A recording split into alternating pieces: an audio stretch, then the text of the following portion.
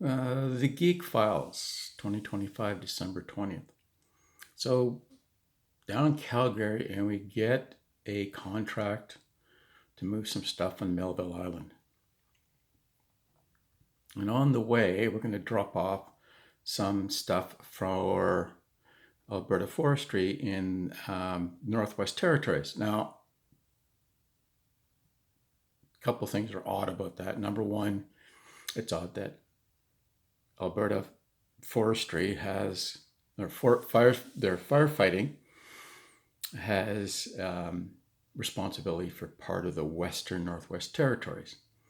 I think provinces just drew a line north, and the federal government said this is your responsibility for this province.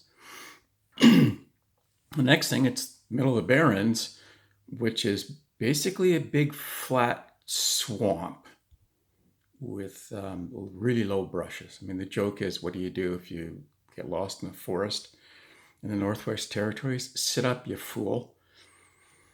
But if it's sunny 24 hours a day. I mean, Whitehorse grows some of the best potatoes in the world up on the muddy flats of Lake Lavarge. So if a fire starts there, it rips across there. It's windy. There's always wind up there. Well, not always, but like the wind is really constant. So if something starts on fire, it will just rip across the Northwest Territories like crazy.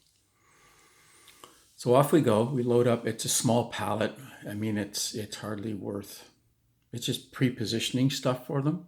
And we're supposed to drop it off at the emergency airstrip at Grandview. So off we fly. We pick up fuel in Norman Wells, and then land in Grandview.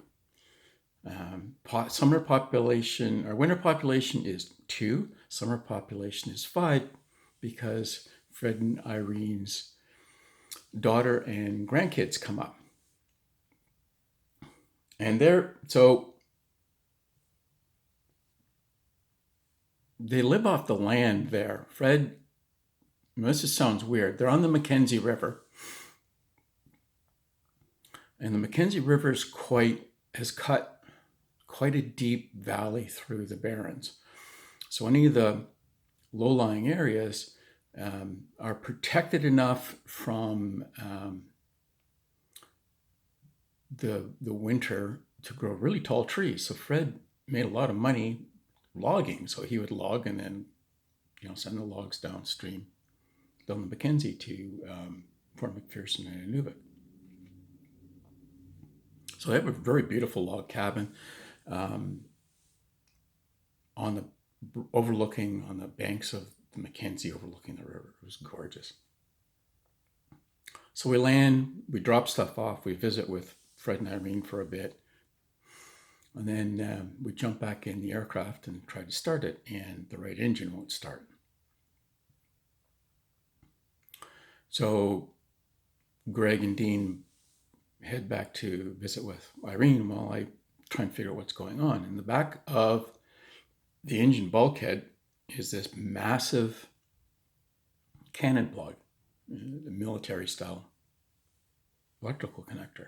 And it's got a lot of wires going into it. Like, you really don't need that many wires going into an engine, like starter, generator, like 5 wires. But because it's military, it seems to me it had like 10 or 15 wires in it. So I troubleshoot this thing, and I'm not getting any electricity at all to the starter. So I pull the cannon plug off, and it comes apart in my hands. So the Caribou was so badly maintained, it was such an unloved machine, that people would just do bush fixes and never fix it when it got back to base. So I pulled this cannon plug.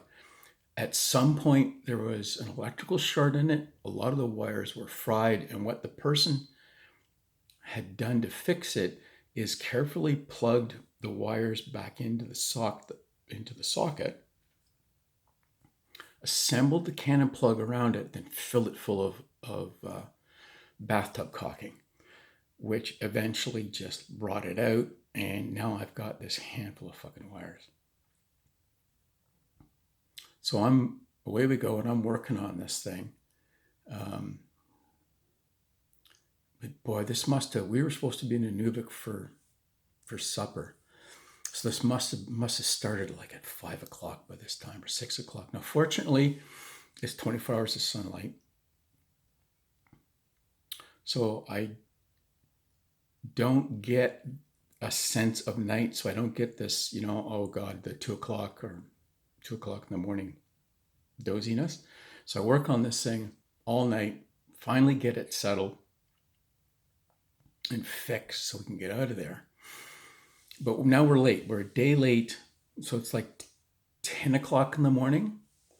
By the time we're ready to go, Greg and Dean have had a good kip.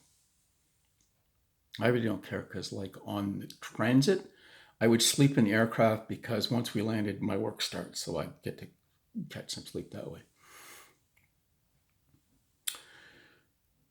But Dean being Dean, he's pissed off because we're a day late for contract. And